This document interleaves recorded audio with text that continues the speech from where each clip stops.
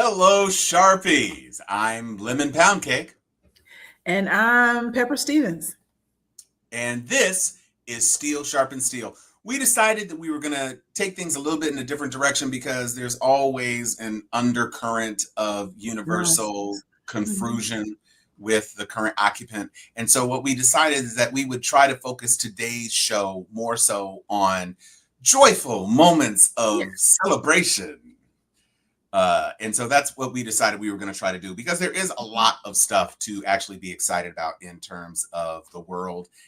Even though gas Mhm. prices are escalating, the closest gas station to me, to my office where I park my car for premium gas in California is $6.39. Oh my God. Oh my God. But So because of yeah. this incursion excursion of choice, that is what the money is costing And for. since we're talking about celebrations, I do want to have a quick little celebration for the current champ for today of getting in here early, Michael Bartlett. When I tell y'all it was a photo finish, when we set up the show, pop, pop, pop, pop, like ba-da-da. Matter of fact, all four of these comments are at the same timestamp, all four of them. But like I said, it was a photo finish. Michael Bartlett just edged out Anthony this week. It's And amazing.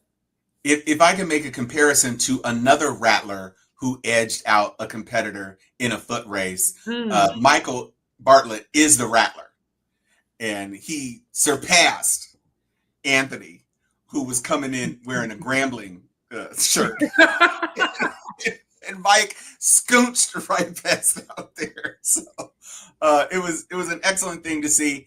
I was on the 405 setting up the show, and so I was not aware of who actually was in the lead. But why do you all look like a reel? Oh, if you were watching on your phone, this is a bonus. We've been doing this actually for almost a month now, Cecily. So we are now available in the vertical format for people who are watching on their phones, which Mm-hmm. has helped us get a little bit more engagement. So let your friends know you Yep. can watch Steel Sharpen Steel the tall way or the wide way. You can do I it like either that. way you I want, like that. The tall way or the wide or way. the wide way. Just watch Um, either way. Mhm. Exactly. So, among the many stories that happened this week, obviously, since our last show, it was the Oscars. So I'm gonna Mhm. let you lead off, Joy. Yes. Thank you. What did you? Well, first of all, did you watch the broadcast? I did not watch the broadcast because I don't have access to any of the television channels. But Ah, my best friend Erica watched the broadcast. And so she ah, was live texting me what was going on. Like, we won this, we didn't win. Because that's all I cared about. And then right, I exactly. caught all the speeches and everything else on YouTube, like, that night or the next day. But I have to say, one thing I did like, and it's funny because, Black people, we're going to be Black no matter what. All of the tweets, posts, threads, etc., that I saw before the Oscars started, it said, first of all, I don't care what the Oscars say. We know we all we got. We don't care who wins or whatever. It's Right. whatever. You know how they do. Like, so many posts like that. Like, these are our boys. These are our people. We know this is the best movie ever. We don't care what it say. But then when they started winning, oh, he won best. This best that. Oh, he won. And then when Michael Jordan won his Oscar, like, there was it. You remember when Obama won the first time? People was running out. Hmm. It was that level of excitement, right? Yeah, it was amazing, and I've told the story on the show before. We were with a bunch of friends at a friend's house the night of the election because we're in California, and we knew that California. I mean, once those 54 votes go, that was going to be it. Right. And so we were sitting there when they closed the polls, and Barack Obama's projected to win, and we were just screaming. They had like Mm-hmm. 5-year-old kids. Our kids were with us. I mean, it was a Mm-hmm. whole thing. And so when that happened, and Pedro Pascal was like shaking the shit out of his shoulder, and like Delroy hopped up immediately, and they were Mm-hmm. hugging Ryan Coogler and da da da da da. Mm-hmm. I will say I was live booking the Okay. Oscars. Um, I was kind of doing double duty because I was doing one thing, but also watching and Mm-hmm. posting and all that other sort of stuff. And Mm-hmm. so uh, I knew that Coogler was going to get Best Original Screenplay. I mean, that was Yeah, That was it. Michael B going to In and Out afterwards was hilarious. Well, and apparently I didn't know this, and I live in LA, so it's kind of crazy that I didn't know this. But that is the In and Out that's right across from the theater. And so apparently it is a tradition that winners go to that In and Out, which is why there were so many people there Ready, yeah. to see who was going to come through. And when it turned out to be him, and of course there were people already there with lights and everything to get the moment. Yeah. But I knew Coogler was going to win. That was kind of a given for me. I was not surprised that we got Score. I knew we weren't going to win. I knew Sinners wasn't going to win Best Song because don't hate me, Black people. It wasn't. Well, it wasn't the best song. You know what? I'm glad you said it because hot take. I Lied to You is not a great song. It was a great experience in the movie. But watching all of those people on stage do that stuff, visually intriguing. Misty Copeland, fabulous. Yes. All those dancers, all that, but the song is not a song. You can't. The song doesn't carry the same weight without the imagery. Right. Well, you got to have all of that happening at the same time. Right. How are you walking through the grocery store singing "Take Me"? Just there's like 6 words to that song. It's just not a great song. What I did end up going through the grocery store singing was "We're going up, up, up." This the golden song. Gonna be golden. Yep. Well, and it's from a movie called K-Pop Demon Hunter, so you know it's going to have good music. And again, there's a reason why most of these best songs are songs that either so emotionally take you in, but if you can't sing the song, right? It's why Whitney Houston, two bangers off the Bodyguard soundtrack, but nobody could get past the fact that I Will Always Love You wasn't available. And so maybe if they had picked one of the songs, it would have won. The one song might have won. If they, in both Run to You and I Have Nothing, I don't know how you choose between those songs, which is, I guess, why they put both of them up. But ultimately, it cost them the Oscar. And in this year, I was like, Ludwig's gonna win. Because you know what? I can tell you the moment he had that Oscar in the bag when she struck that match. That's it. Don't say nothing else to nobody for the rest of the year because that is an Oscar-winning moment. So here's my question, because I thought a much better song, as far as songs go, is the song that played over the closing credits, the duet song. You mean for Sinners? For Sinners. In Sinners, the song that they played after Staps comes. That one, the last time, and it's a soaring song. It's a real song that sounds like a song. It's not like a blues riff that turns into 7 minutes of improv. And so that song touched me. Yes. And it communicated so many things. It was like Annie and Smoke and Stack and Mary and Sammy and Perlene. It was like all of that interplay between all of the relationships that we saw rise and fall during the course of the movie. And so that song, I sat through every time I saw the movie, I sat through just to hear that song. Yeah. And so I thought that was really legitimately a better choice. I understand why they submitted I Lied to You. Right. And nothing was going to be golden anyway. From a chess standpoint, no, right. Nothing was beating golden. Nothing. Right. And so from a checkers, not chess standpoint, I'm glad that they used or picked I Lied to You. I Lied to You. Yeah. To recreate that moment. Otherwise, you got Miles Catton on a stage by himself. Yeah. Right. And you don't get to make everybody watch that scene. So this is the one thing that particular song performance said to me. Sinners, the Broadway musical. Everybody's like, Sinners going to Broadway. Like, I'm not. I just don't know how you don't. He has Grammys. Now he has an Oscar. Go on ahead and get you a Tony, bro, because you got X-Files for your Emmy. So let's just make it happen. Be that EGOT dude. Right. Be the E, and you got Golden Globes. So you just need, if you got the MacArthur Genius Grant, you'd have, because right now it's Lin-Manuel. Lin-Manuel is the EGOT plus. Yeah. So if you get, I just don't, just put it on Sinners. Yeah. Sinners on Broadway. First of all them people will have jobs. Yup. That is a musicale. You just need to add 2-3 songs, give Annie a song. Yeah. And so giving Annie and Smoke a song reminiscent, not as upbeat, but you remember, Blues Brothers, you better think about what you're trying to do to me. Yeah, something along those lines, except maybe slow it down a little bit, like how you bringing yourself back up in here, who you think held you down all these years. Like, yes, that's a song. There's something in there. They need to have a song at the Apothecary that starts with the passion that leads to their lovemaking and maybe ends with the baby or something like that to tell their story. And then Mary needs a song about how Stack left her. Yes, she needs a song about how Stack left her, and it plays out on the train station. But then I need a say no to this moment between Stack and Mary when she's about to bite him. Right, say no to this. Yeah, I need that right there.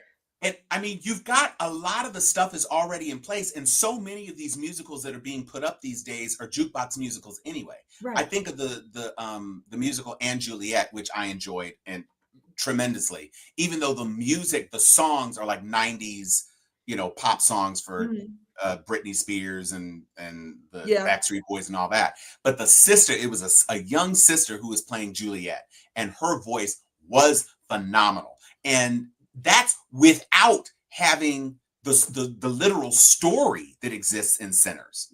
So before even Rocky Road to Dublin, which of course is it's already set to be a major stage performance. Yeah. But now you can flesh it out a little. You can give me some of Remick's backstory. Right. Because you don't have to hold it down. Lands in the house. Right. When he lands in the house with the white folks before he turns them, maybe he gets to tell his tale before he kills them. There's so many things that you could do with this because he doesn't want to do a sequel. So don't do a sequel. Let Zinzi produce the stage musical. However, I still want it to be where the Choctaw deuce us out. Like absolutely. I don't want them to have a song. Not that I don't love them, but I don't want, because people have been clamoring for a backstory, and I want him to be like, no. Even in the musical, backstory is they gonna come in and be like, deuces. They knew he was fixing to eat people. That's the backstory. They tried to tell you, dumbass. They were saying, like, people keep wondering how come they didn't come back, how come they do this. This whole movie takes place in 24 hours. It got dark, and they were like, we're not fighting in the dark because we understand what's about to happen. We'll come back tomorrow when the sun comes out. Right? We tried to tell you. Now, hey, good luck. And they had no idea that one vampire was going to end up at the juke joint, right? Because they found him. No, remember, they didn't know about the juke, right? Right. They didn't know. All they know is it's the vampire in there. This white lady won't let us in. Deuces. Good luck to you. Well, and I heard what I consider to be a trash review, but there was a point that was made because there was a person talking about how trash the review was, and he made a point about when Remick attacked those people, because the husband was in the Klan, they were going to the juke joint. Yeah.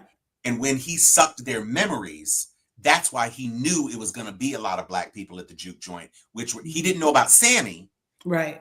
But he knew about the juke joint because he knew that the KKK was going there to do something. So he knew something was happening. And then Sammy's magic pulled him in even more. Right.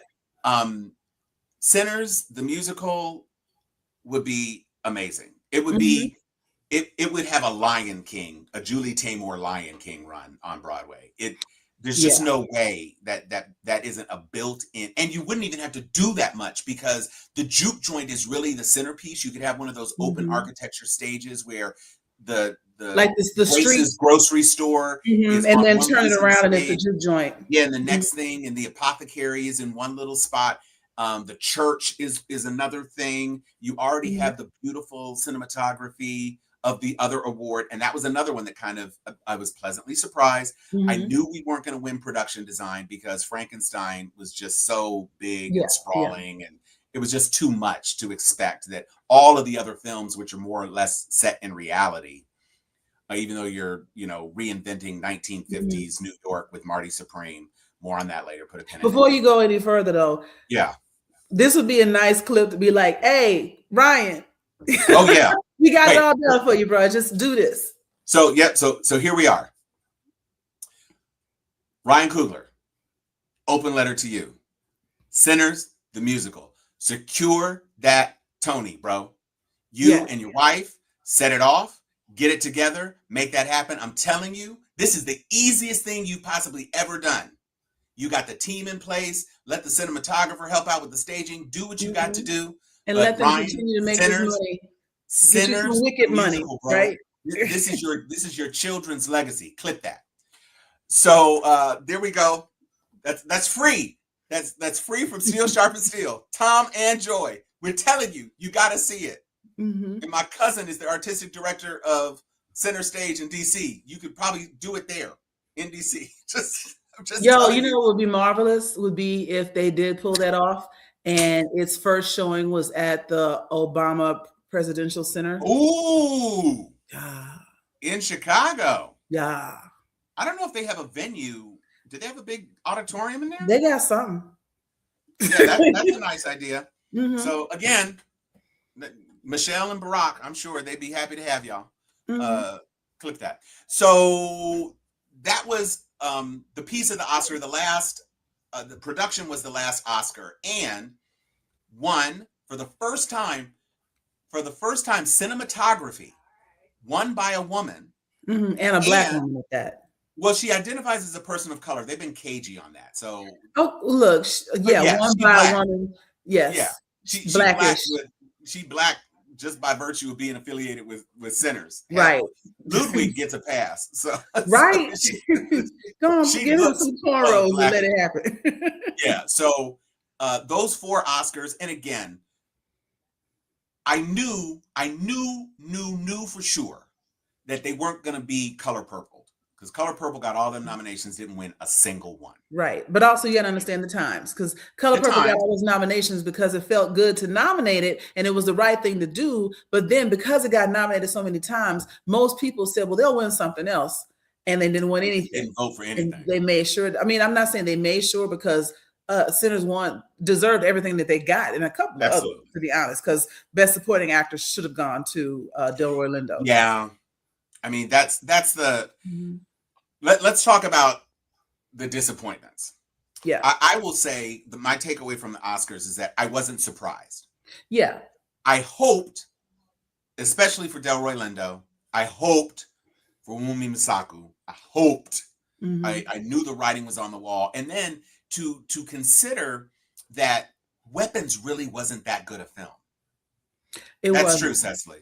Yeah. Weapons wasn't that great. Now, Amy Madigan was definitely a bright spot. She definitely dominated the film. Yeah, she's all I can remember from the film. And I'm not going to take it away from her, because I hated her so much. Like, I wanted to fight I wanted to yell at the screen. So she definitely pulled something out of you in a movie that you're sitting there the whole time like, the fuck is going on? She really, and I think because the movie is such a mess, people are like, how did she get? But she did do her job. No, she did her job. I mean, the scene on Off Rip,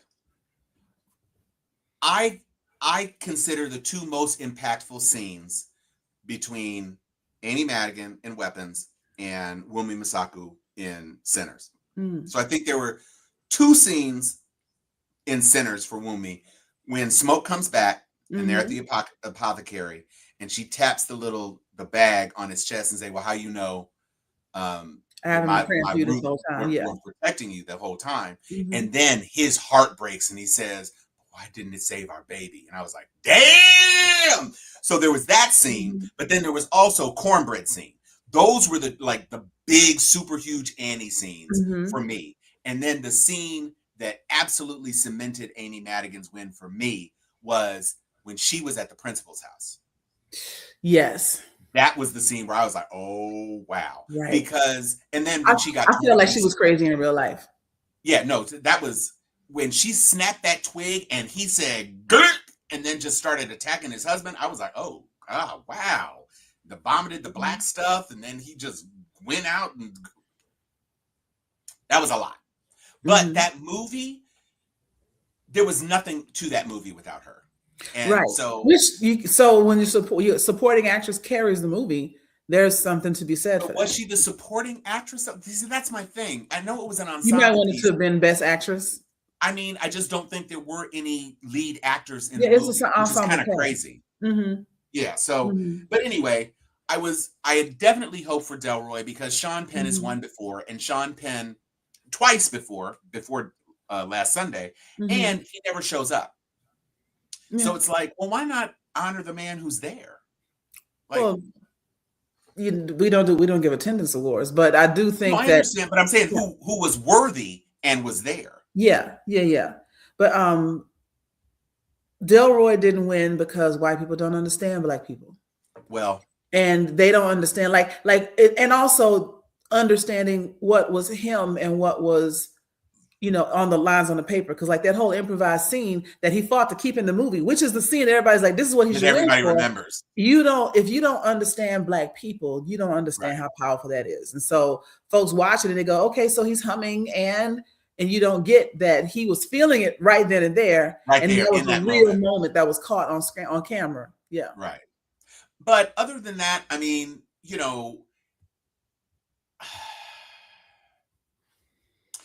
obviously the two prizes that people are in their feelings the most about were Best Director and Best Picture. Yeah. And now Best Director, Coogler wasn't going to win it, and he knew he wasn't going to win it. And I'm going to tell you why. It's not that he didn't deserve it. It's because they're not going to let somebody who bucked the system win that award.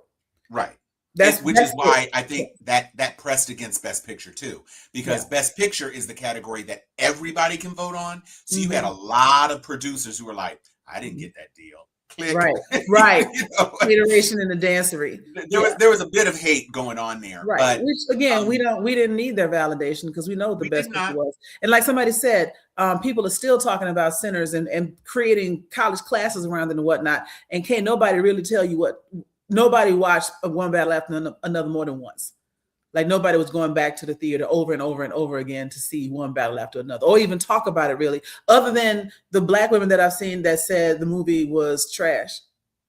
Yeah, and I do disagree. I'm gonna push back a little bit about that. I understand that a lot of people took exception to Teyana getting the attention in that movie because of Perfidia Beverly Hills' portrayal, and I had a different take on it because a lot of it, she's pulling a Halle Berry, just sleeping with a white man, and da. I said, she was a revolutionary woman who was using her sexual power. That's what she was to me. And so I didn't take it that she did what she felt she had to do in that moment. And there were a lot of horrible choices made by a lot of different characters in that movie, but I appreciated both were. Whose character was critical to the movement of the story? Both. I think both were. Annie. Yeah, and I forgot that that's why he doesn't show up. Right. So there, it's a values abstention. So yeah, I get that. But I mean, not being better than any of the nominees. I mean, I guess then reject the nomination. I guess if that's the way you want to look at it, let somebody else have a chance. I mean, I don't know if you can even reject a nomination, but I mean, the point is that if that's your position, especially now that you already have 3, I don't need any more. Honor somebody else. I mean, it just is what it is. But for me, I enjoyed One Battle After Another, not nearly as much as Sinners. To your point, I've seen Sinners in the theater 5 times. Plus, I've now watched it at least 2 times at home. So, but I appreciated the timeliness of it, especially given who's the president right now. And I appreciated the revolutionary message. I appreciated that various communities of revolutionary, the nuns who were growing weed to fund the revolution, that whole town that Benicio del Toro was in, where they had like the whole infrastructure of the kids on skateboards and the this and the that and the secret passages and all that. I appreciated that messaging, and I appreciated that Leonardo DiCaprio's character had the arc that he had, and I loved the daughter character and the actor who made her debut in that film. So there was a lot for me to appreciate as a work of art. And I do like a lot of Paul Thomas Anderson's other films, so I get it. You know, he's been doing it a long time and has gotten a lot of acclaim, but never got an Oscar. And so I feel this was probably a collective Oscar for him. Yeah, it was kind of a makeup for a bunch of things. And Coogler will be back because he's an excellent. Absolutely, he's going to be back. I mean, no question. And so, you know, Black Panther 3 is one of the very few MCU films post Secret Wars that has already been greenlit. Apparently, they're saying that Damson Idris has kind of confirmed that he's going to be T'Challa, which I think is great. They're saying it's more or less confirmed because the idea is he's probably going to be introduced in Secret Wars as probably an age-advanced T'Challa. Because that's the way they're going with it, which is fine. Because you can't now not have that kid be the new Black Panther. So it's got to be Dr. Doom steals him and matures him so that he can have a part to play in his whatever. And that's fine. Because everybody wants Damson Idris, and everybody wants Damson Idris to be baby T'Challa grown up. And that's the only way you can do it. Magic. So, you know, Coogler, Black Panther 3 is not going to be the thing that gets him his Best Director Oscar. But he's young. He is so young, and he is so talented. He is batting 1,000. He hasn't done a bad movie. And I love what I heard him say. When somebody asked him, did he think Sinners was his best movie ever? And he answered, the answer was so good. He's like, I make the best movie I can make at the time. He goes, I was young when I did this. When I did Fruitvale Station, I was barely, you know, I was fresh out of school, film school, and everything. He goes, and that was the best movie I could make at the time. And then this, and Black Panther was the best movie I could make at the time. And he goes, and this is the best movie that I could make right now. And so not pigeonholing himself in anything, not letting people make him compare his art to each other. But just like also the work ethic. I always give you the best I can do at the time. And Sinners, I don't think it's going to be a thriller type situation where you ain't gonna never be better than that. I don't think that one scene will ever be matched. But I actually believe that Coogler's going to come back out with something else that's going to blow our minds, you know, because how does he not? And I love the end of that statement that you laid out, which is that's for y'all now. I've given you the work. You all decide what you think is the best, but it's not for me to say. And that just showed a maturity that I really appreciated. He's just phenomenally talented. And I was happy. And like I said on Facebook, not because I crave the validation of the Oscars, but he beat them. Yeah. The work was so undeniable that he won. And when you think about the Oscars won by his films. So, you know, Ruthie Carter winning costume design. Ludwig has won 2 other Oscars for different films of his, you know, and $2 billion in box office over 5 films. 5 films. And that's a good point, Sabita. $2 billion. I do hope that he gets to continue working with his homies. Like, he got a crew.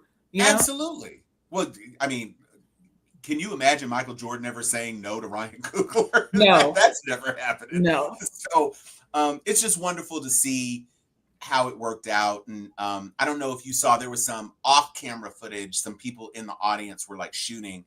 And after Michael left stage, DiCaprio was there, and he had this long emotional hug with DiCaprio. And so it was really cool, like a passing of the torch sort of moment or whatever. But I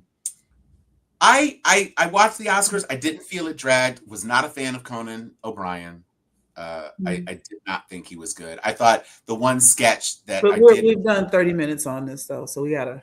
Oh, we do have to move on. Sorry. Okay, so thank you for doing a chin check, people. Did I have a one? I wasn't sure if I had a one video about the Oscars to show, and I do not, so it's fine. So the next topic that we wanted to talk about, which is he was. Thank you, Cecily. The other topic that we teased in the actual name of the show is Afroman. Afroman won. So I'm just going to play this video just to kick us off into this topic. Outside this Adams County courthouse, the sound of victory. after jury sided with the musician Afroman, whose real name is Joseph Foreman, after a days-long civil defamation trial. Afroman speaking to WCPO right after the verdict. I didn't win. America won. America still has freedom of speech. It's still for the people, by the people. The jury finds in favor of the defendant. 7 Adams County Sheriff's deputies sued the musician. They argued Afroman used security video from a 2022 raid of his home and put it in music videos using deputies' likeness without permission. There's damage to reputation, there's pain and suffering, there's public humiliation. There's everything you saw and heard from these detectives from the witness stand. This raid taking place nearly 4 years ago following search warrants related to possession and trafficking in drugs and kidnapping. The rapper was never charged. Along with using the surveillance video in multiple music videos, including in the song Lemon Pound Cake, the deputies also say Afroman called them thieves and pedophiles, among other things, on social media. I didn't go down here and sue the police department.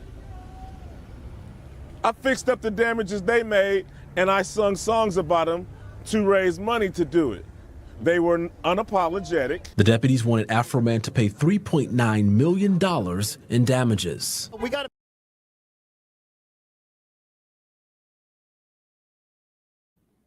$3.9 million in damages.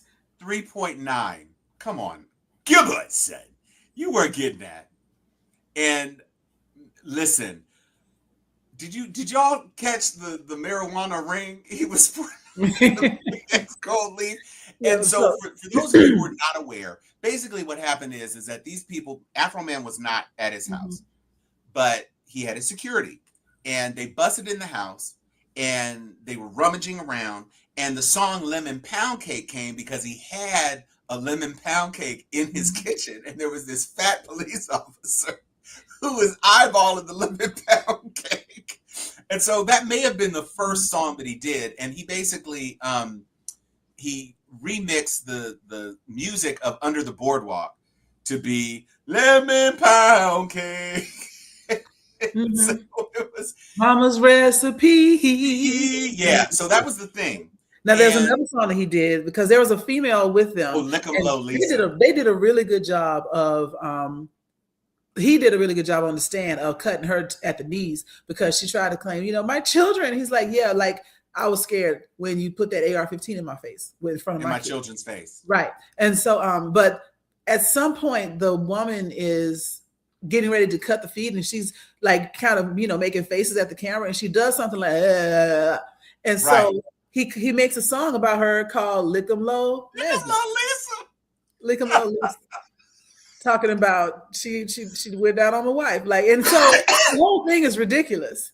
But if you hadn't been acting an ass in his house, he wouldn't have this footage. And it was conduct unbecoming of an officer. All of it was. So Y'all can miss me with the whole he hurt my reputation. You hurt your own reputation. If they had bust through there, searched the house, and left, he'd have just been like, dang, they searched my house and left. And maybe wrote a song about my house got broken into. But for y'all to cut up and act a fool in the house, y'all brought that on yourselves. And took $4,000 in cash. And when he went to go get it, claimed that $400 had been kept out. Mm-hmm. And yes, you're right, Phil. One of the cop's ex-wife testified on Afroman's behalf. Mm-hmm. And then one of the other guys who he had a song about saying that he slept with the man's wife. Now, come to find out, this is the crazy part. So A, they're not actually married. They just been together since like middle school. Mm-hmm. The baby is biracial though. And so the lawyer was like, the guy's lawyer, the plaintiff's lawyer was like, was it false? He said the townsfolk don't F with the police because they made T-shirts clowning them. People were sending that one fat cop pound cakes. He said hundreds of pound cakes. Mm-hmm. So the plaintiff's lawyer asked the cop about the sleeping with the wife allegation. And he said, did that put you in false light? And he said, yes. And he said, because he alleged that he was sleeping with your wife. And he said, yes. And he said, and we all know that that's not true. And the guy said, I mean, I don't know.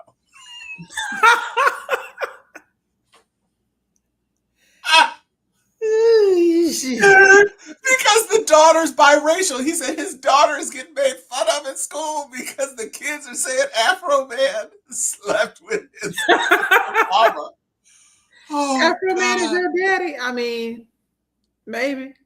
So it was very, very amusing. Mhm. And to see him in that flag suit, you know, because he had a bunch of Flag suit is different. horrible, He but had awesome. another suit with pictures of the cops. He had fabric made with the pictures of all the cops who broke into his house, and he was wearing that around town. And you know, one of the guys had to move. He picked up sticks and left town and moved a couple of towns over, and then got another job in law enforcement. So it's like you said, you reputational harm and blah blah blah blah blah, but you got a job and then got a raise. Mm-hmm. And then the other thing, yeah, that's right. Because he got high.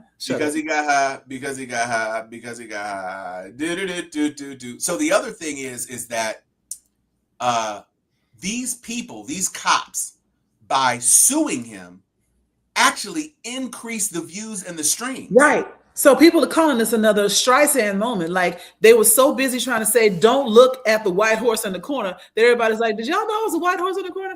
Matter of fact, somebody earlier today was like, imagine the irony of being mad that everybody in town is laughing at you and then going on doing something that gets national notice. So now I'm down here in Atlanta laughing at you.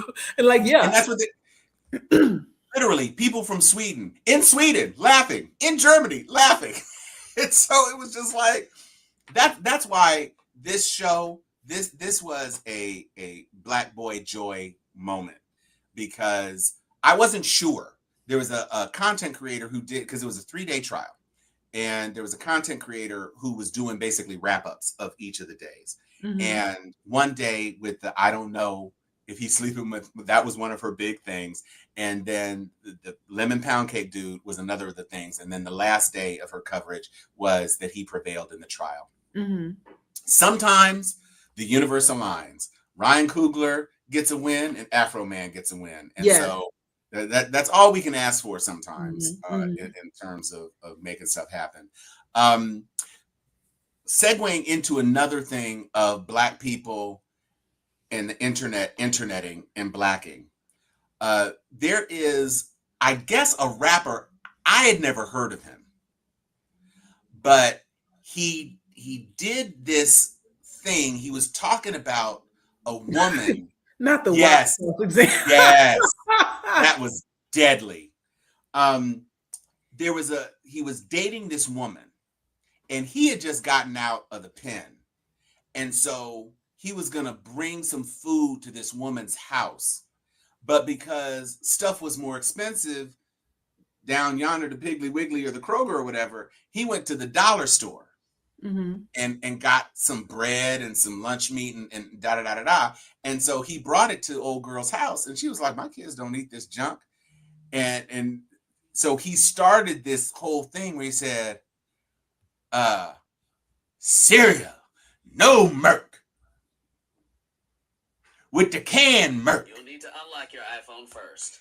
And with the powder Merc. Waffles, no syrup.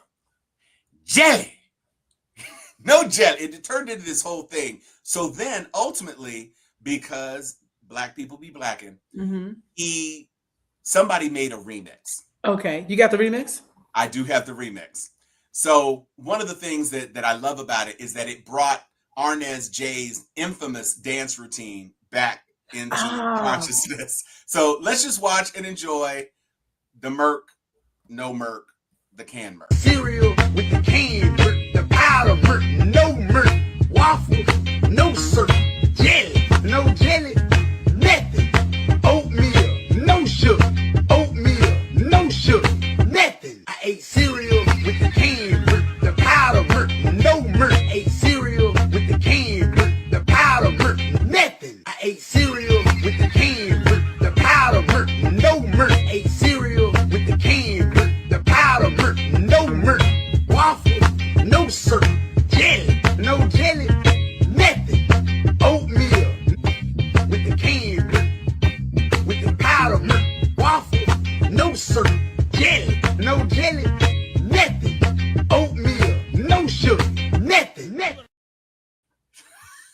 That is a banger. That is a I banger. And mean, yes, I always love RNSJ's Uncle dance. So I'm glad they oh did my put that back gosh, in rotation. where But he yeah, the pulls that Interblacks, belt. the Blackanettes, or however you want to put it, is unmatched and undefeated. And will never be defeated because even even when other people are making their little content and whatnot, they use Black people sound effects. Oh, You for know, sure. every time. I see it all day, every day because I'm chronically online. But I love stuff like this. Yeah, Yeah. this was one of those things where I didn't see the original video first. I saw somebody who had remixed the song with his lyrics, and I didn't understand what the hell was going on because I'd never seen this person before. And it starts off with him just doing with all those fronts, and I was like, what is this? And then when I stumbled upon this with the RNSJ, I said, whoever thought of that music, I mean, it just worked so perfect. It's so good. And then Michael Jackson always on beat. Come on. Always. I love Michael, it. always. Speaking of which, Michael the movie is coming out. More I've heard joy. that it's his nephew, right? I've heard his nephew has done a good job. Yeah. I hear it. I mean, from what I've seen, it looks amazing. And so it's kind of crazy seeing the nephew having to have a prosthetic original Jackson nose added to his face, only for it to come off later. But the popcorn buckets that AMC has announced, they have the Thriller jacket as a popcorn bucket with no sleeves. So it's like the torso of the Thriller jacket. The red Thriller jacket. Yeah. Nice. And then they have a drink with a drink topper of Michael Jackson doing the classic, like the Billie Jean, boom, chat, boom, where he's doing the hip thrust thing. Yeah. His hand off to the side with the glove and the legs iconic laid pose, out. yeah. So I know I'm gonna be getting both of them because I'm definitely gonna go see that movie. But the what is happening this year in terms of Black folks enjoying themselves and seeing themselves portrayed in ways that are inspirational and amazing and inspiring is just peak. And so, yes, I think it is Jermaine's son. Come on, Anthony. Just get the Powder Merc song and do your moonwalk for us. Jelly, no jam, waffles, no syrup. That's ridiculous. Yeah, nothing. It's just kudos. That was peak. Again, you said the Blackanettes. Well, so here's the thing. AMC is doing the Thriller one, but some of the, like, I think it's Cinemark has the hat. They're doing a fedora popcorn bucket. Okay. Yeah.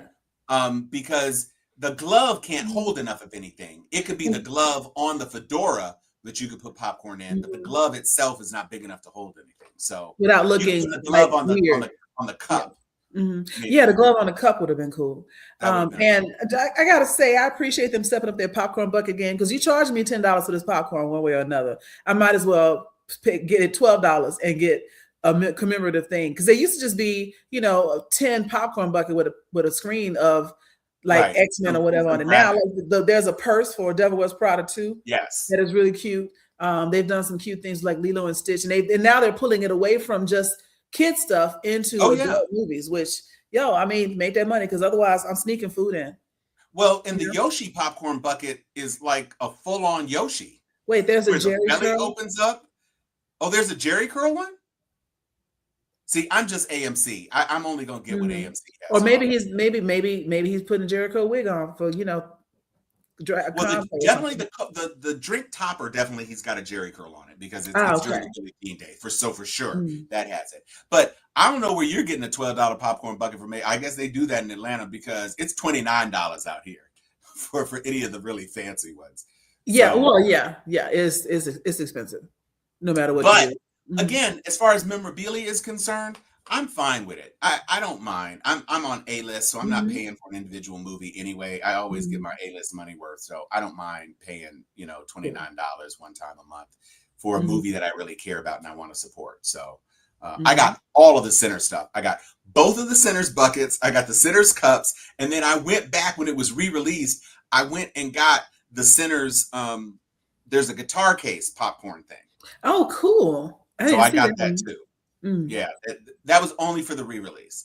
Okay. And chances are it's going to get another re-release because ain't nobody going back to the theater to see one battle after another. But Exactly. But we'll be they'll back. see We'll go Sinners. back because there are still people that haven't seen Sinners. I was with my for sure. videographer yesterday, and we were talking about everything, and he was happy for the movie, and I was like, I said, and then something about the way that he was kind of low key about it. I was like, have you seen Sinners? He's like, nah, I didn't see it. I said, well, how come you haven't seen it? He goes, well, the name, first of all. Now I wanted to be like, bruh, I'm gonna need you to get over that bullshit. I mean, Right. seriously. And so I just gave him a quick, he's like, I was like, is it the vampire thing? He's like, no, just the name, like, why are we watching Sinners? Okay, so first of all, and you know how you have a vibe about somebody that you're like, nah, I'm good, when they might show a touch of interest. Years ago, to 2019, I was like, nah, I'm good. Right. And now I know why, because that's such a stupid take. Brother. Brother. What's What that? is that, brother? Yeah. But also, but there's still a lot of people, even in the Black community, that because they don't like scary movies or because they're too deep into their religion, have not seen that movie, and they're missing a piece of history. but here's the thing: every church, every Sunday is full of sinners. It's not a church service, a Black church service, certainly not a Black church service with a decent sized congregation, where you don't have somebody doing a testimony every Sunday. Right. Talking about their sin. Right. That's the whole point. How they got saved from crack. Right. If you think that the movie Sinners is a glorification of sin. Right. I mean, Google. And if you haven't taken the time in the last year and a half to examine what the movie was about, or even read any of the reviews, or even talk to anybody, because you have that shutdown. I have just as much problem with that as I do with, all the other places where people quit listening and quit paying attention. You let your irrational thoughts and fears get in the way of making your life better, because Sinners is an amazing movie, especially because the person that was saying this to me is a good decade older than me. And so I'm like, you would have really felt this, you really missing out as someone that probably at least started elementary school or whatever in a segregated school. You really missing this connection. So yeah, hopefully he'll watch it on whatever streaming service it's on. HBO. HBO, yeah. Where it's folded into Paramount Plus, which we've talked about some very positive stuff, and I definitely do want to keep it positive, but I do think that there is and see, Mike, this is exactly why. I do want to bring up this video that I got. Thank you. Because it's a lot of people's water that looks like Katrina water. Chan. But this is a statement. This kind of speaks to what Mike just posted about Americans being willfully ignorant. And so this is the one piece of not explicitly Black boy joy that I have for the show today. Hey folks, Old Texas Paul here. You know the difference between a Republican and a Democrat? There really is one thing that just really separates us, and that's this. We know Donald Trump is a gross pig of a human being. You know Donald Trump is a gross pig of a human being. The difference between a Republican and a Democrat is simple. We hate him for it. You love him for it. That's exactly it. That is exactly it. There's really no getting around that. Ain't no getting around it. And that it was so succinct and so on the money. It's like I'd never contextualized it in that exact thing. But it's what's in your personal spirit that is the real exactly. You can hear it. Wow. Speaking of singing, because I think this does kind of qualify in terms of Black boy joy, or Black boy and joy. We know that Kristi Noem was fired. Right. I think we probably talked about that last week. Right. And we also know that she's a bird-legged hoe. Yeah, we know she's a bird-legged hoe. That's right. And then Mark Wayne Mullen was selected as the replacement. And I don't know if it was on the show or if it was on another show that I do.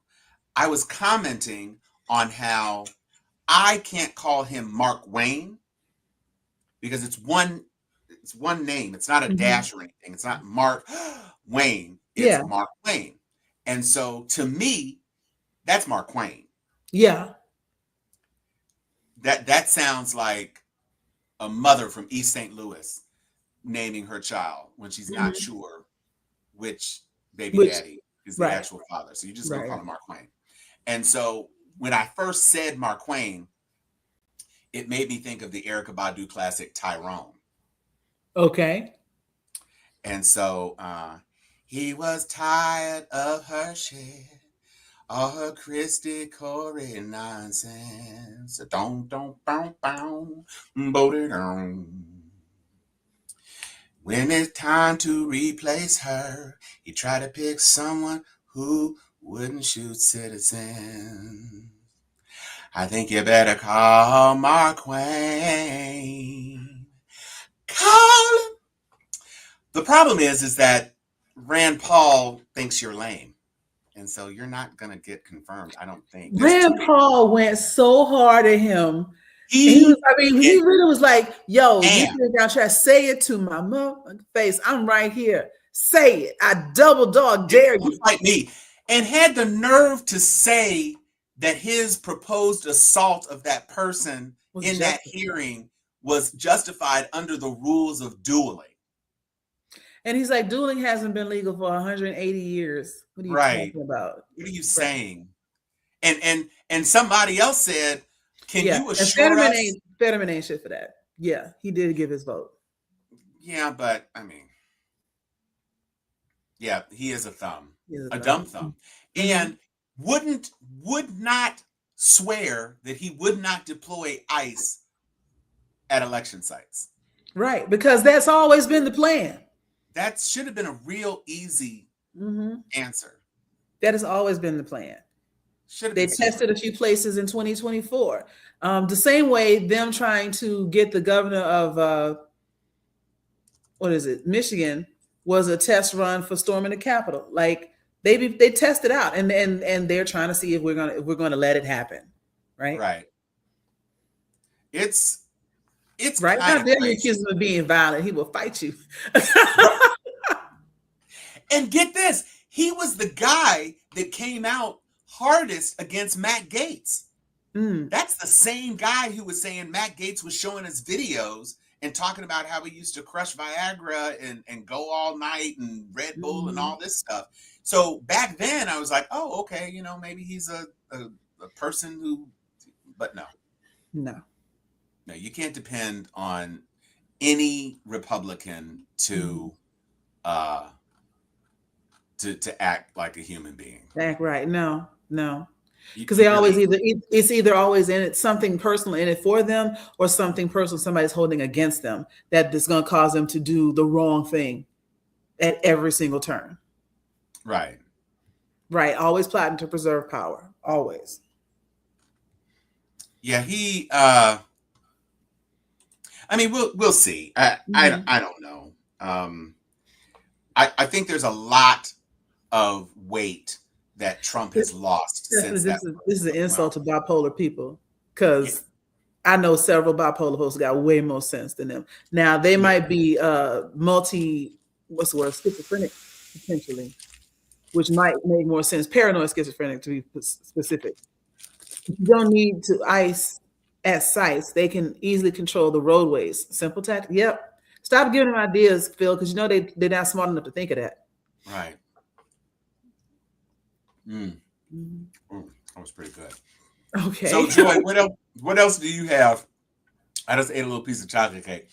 What else do you have for the people? I wanted to touch on something that I've been seeing. This is not a commercial, but it's going to sound like one.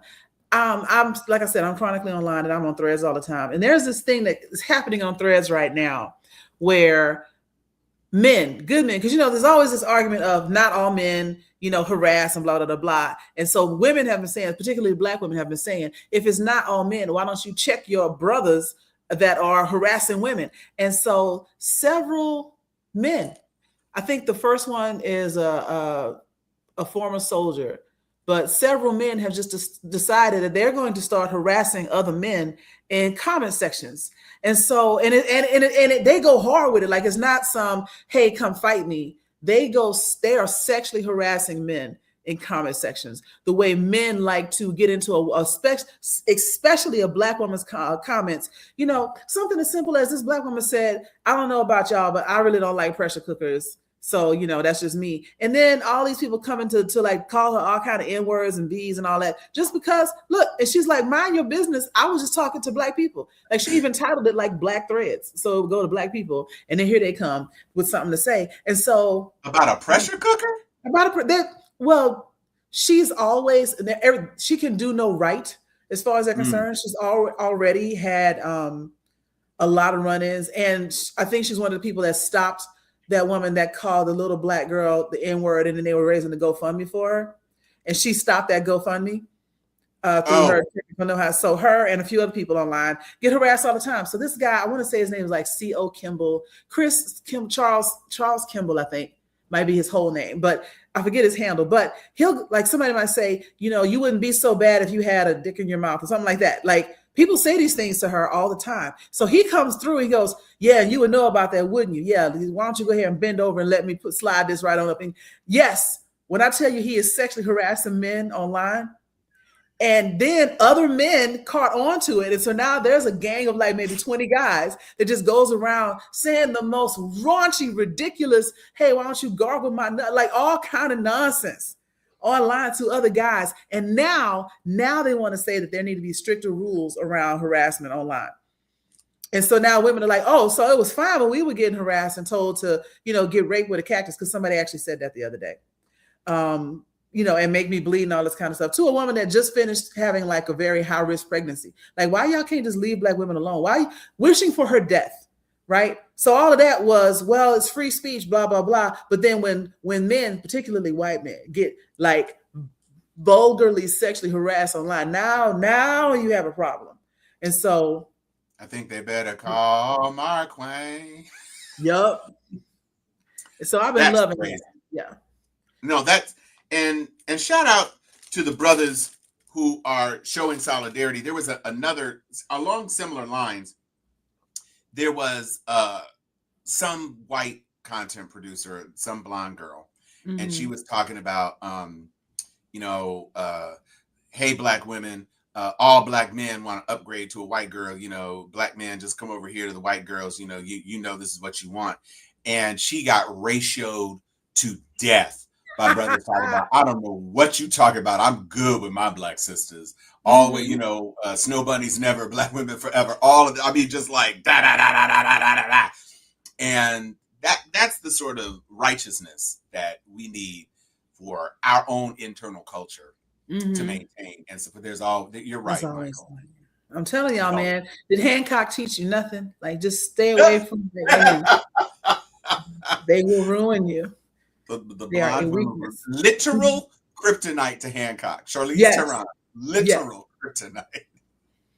I remember when that movie came out, folks were like, what's it about? I was like, it's about snow bunnies and how you shouldn't be around. Don't be around white women because they get you killed. Like, that's exactly what it is. Stay off the slopes. And with a co-writing credit from Dr. Umar Johnson. Right? So that's probably his favorite movie. So we're looking forward to the next thing that Coogler is going to bring to us. I think that's probably X-Files. I heard that. Yeah, that's in the works already, I believe. Yeah, and so probably pre-production ramping up on Black Panther 3, and then we'll see. We'll see what comes after that. But let's go on ahead and get that Emmy with the X-Files. And once again, just to close out the show, Sinners, I lied to you. That's the musical. Yes. I lied to you. And you can have that up next week. Right, because there's so many places, and half the cast now. Miles Catton, and that was another thing that was going around, is like people realizing his name is Catton and not Canton, because people have been calling him Canton for a long time. Oh. And then of course Black Twitter's like, we're gonna mess your name up. That's how you know we love you. Right. Like somebody said, the reason that Cool would call this Sinners is because they knew he was going to add an S. Anyway. Right, we was going to make it S like Kroger's. Sinners, just go ahead and put an S on there now. And Dixie's. Right. So, yeah. So, I mean, listen, so much goodness, and not the least of which piece of goodness was that Timothy Shamalama Ding Dong did not. That's the other thing. Yeah, and Phil, actually, you're almost right. It's not Walmart's, it's Walmart's with a K. Yeah, Walmart's. Yeah. Yes. But yeah, Timothy. Oh, and I love us too, because the biggest microaggression that most Black people experience, and all people of color, is mispronouncing your name. You know, they can't call you, Vivek, just to pick a name. And so now they say, can I call you, Vi? No, it's not my name. So the things that we have started calling Timothy Shamalama Ding Dong, Lil Timmy, Lil Ting Ting, all the things. We're not saying your name right. It is awesome. And along the similar lines, I don't know if you saw this, because I didn't even know who it was at first, but apparently Jack Harlow has come out with a new album. Yes. And you know what's funny is I actually liked, so I don't really do Jack Harlow alone, but I've liked some of his features, because I think he had a feature with Jungkook from BTS, and he had a feature with Lil Nas X on Industry Baby, which was a great feature. Okay, yeah. Was that the one in the jail? Yes.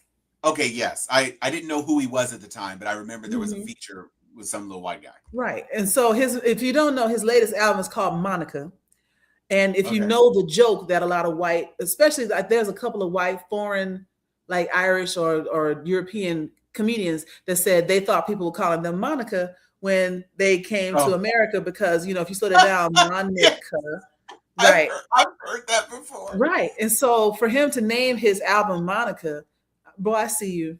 It's not funny. Right. You see what you try to do. But you know what was funny? All of the nicknames they were giving Jack Harlow off of that album cover. Charlie Kirk Franklin. I mean, most definitely not. Right. Just Talcum X. I mean, so many different. It was hundreds of names. And like I said, I saw the post and I just saw this white guy and I was like, I don't even know who that is. And I'm not going to front that, the Whips and Chains song. I don't even know what it's called, but that's a bop. The Vanilla song, something about being vanilla. Yeah. Yeah, Vanilla Baby. Da-da-da-da-da-da, like Skrilla Baby. He's not common. He's frequently occurring. Lord. Oh, so they went in, and that was another thing that gave me joy, because I didn't. It was 30 minutes. I was scrolling 30 minutes looking, and there were some duplicates, but they just kept going. It was because we're super creative, and that's another thing. Is like Luca Vandross. What? Luca Vandross. Yes.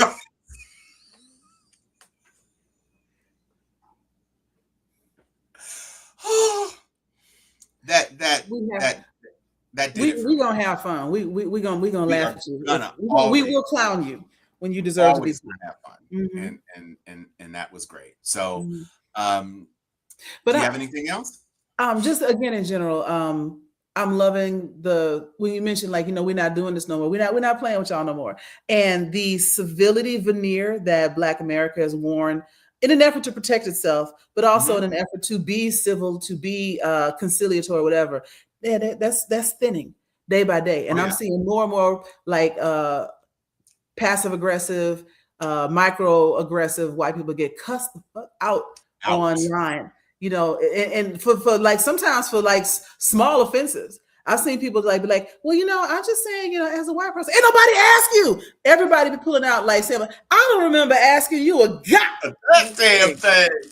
And over again, and it's beautiful. And like there's a photographer right now that found out that 2 different white women were taking his pictures from his Instagram and painting them, like using the picture as inspiration for a painting, and then selling the paintings for like $1,300, talking about one-of-a-kind originals, blah, blah, blah. So now he's trying to sue them, and now they're online talking about he's bullying, harassing, and blah, blah, blah. He's not bullying, harassing anybody. You stole his art.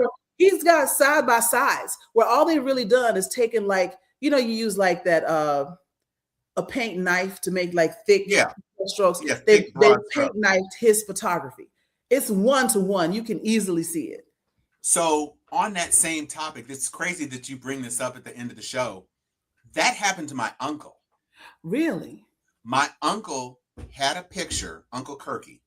He had a picture taken at, like, he may have been at Martha's Vineyard because they summered at Martha's Vineyard. Mm-hmm. And it was a picture. It got posted somewhere somehow, and somebody did exactly what you said, and they painted over it. And I knew it was, you know, because bold colors, it doesn't look like, it's not like a painting to look human. It's a painting to look abstract, but it's clearly him. Mm-hmm. And I didn't realize it was him because it was all crazy colored. And then one day he said, "Hey, nephew, take a look at this. What do you think?" And I was like, "That's you." Because he showed me the regular picture and then he showed me the thing. And I was like, wait, I've seen that all over the place. Mm-hmm. And I literally have an ancestor. If you go to walmart.com right now, you can purchase a picture of my ancestor. Wow. And nobody in our family is getting anything from it. I've seen that several times with Walmart, where they will take artwork from somebody and just use it. And if you haven't gotten a trademark, copyright, or whatever, they will absolutely take family photos, whatever. If you have ever had pictures, what do you call it, developed or whatever at Walmart, they got copies of that. And sometimes they just use whatever. I've seen people do like artwork and stuff and see that artwork for sale in Walmart because they'll have their shoppers, whatever, go out, snap a shot of it and then screen it and then put it in their stores as abstract art or whatever, picture flowers, whatever it might be. But they don't pay nobody. And in this instance, it was because he was photographed during the era of the Texas slave narratives. And so it's a really, really, really, really old photo. And the photographer who took it, obviously a white man, took this picture and just put it. And so eventually, I guess it passed into the public domain after how many years? And that's what it was. And so Walmart got it. And he's like, I think he's like sitting on the porch or sitting on a fence of a little, you know, probably like a sharecropper's shack. And he's just kind of sitting there. And it's like, wow, that's literally our family member, which is crazy. And shout out to multiple creators from Asian communities for saying all the quiet parts out loud and reminding other Asian communities that you still ain't white and you need to stop trying. Like, they're slowly coming around to realizing what we tried to tell them, 5-6 years ago, is like, y'all, it ain't gonna go the way you think it is. And now and I will say, I think the creators that I follow that are like loud about this have always been loud about it, but now we're saying, we freaking told you, so stop trying to approximate whiteness because it's never gonna happen. It's never gonna happen. And why would you want that? Because like, you don't have enough mayonnaise in your life. Like, what's over there? And so I think what I'm seeing is a gradual realization throughout all communities of color that, one, we have more in common than we have apart. Matter of fact, I did my first panel at Atlanta Sci-Fi Fantasy Expo. I did my panel Soul to Soul about South Korea and Black people, which got rave reviews. But also more people recognizing that and more people realizing that white folks really are the global minority. And there's nothing special about any aspect of their culture. And when I say white, I'm really talking white Brits, white Americans, because Irish has a culture, Italians have a culture, Spanish has a culture, but that poor Xerox copy of white American, no, don't be like them. Ain't nothing over there. Come be like us. Come enjoy this spot in the diaspora. Asian people, y'all like spices way more than them people you chasing. Right. Way more. Yeah. Y'all and got some shout out from the minute. Yeah, shout out to Mexico too for saying whatever and helping out Cuba and getting oil to them.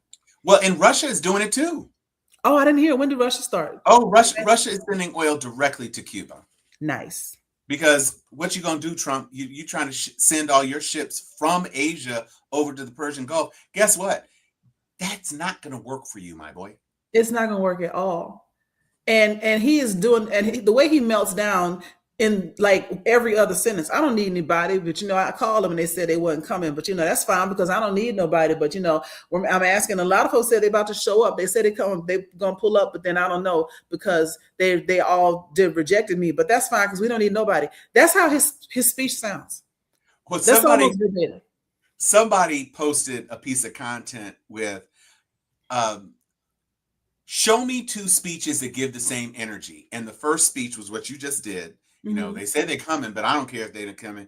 And then it was Dave Chappelle, where he was like, what? We got the coalition of the willing. We got African Bambaataa, the Zulu Nation.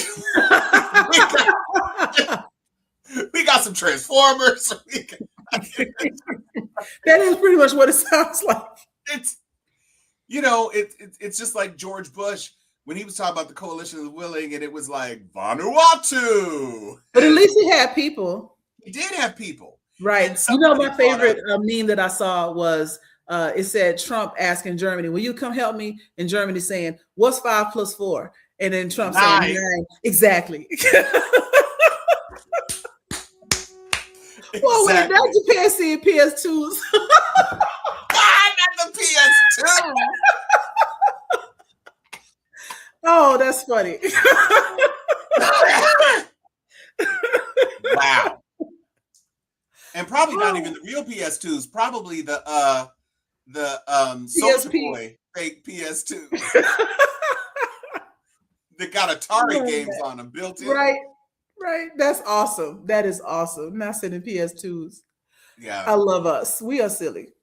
I love about Sharpies. Mm-hmm. Yes, all of the Sharpies. Thank you so much, Sharpies, for another wonderful day. I want to remind you to go on ahead and like, subscribe, and share. It really helps to promote the show and get that algorithm going. We have great engagement. You all are wonderful on the comments. We love you for talking and sharing and being a part of the Steel Sharp and Steel family. And so with that, I will say I am Luther Vandross. And I am coming down off my high. Because you got high. Because you got high. Because you got high. We will see you next week. Goodbye, everybody.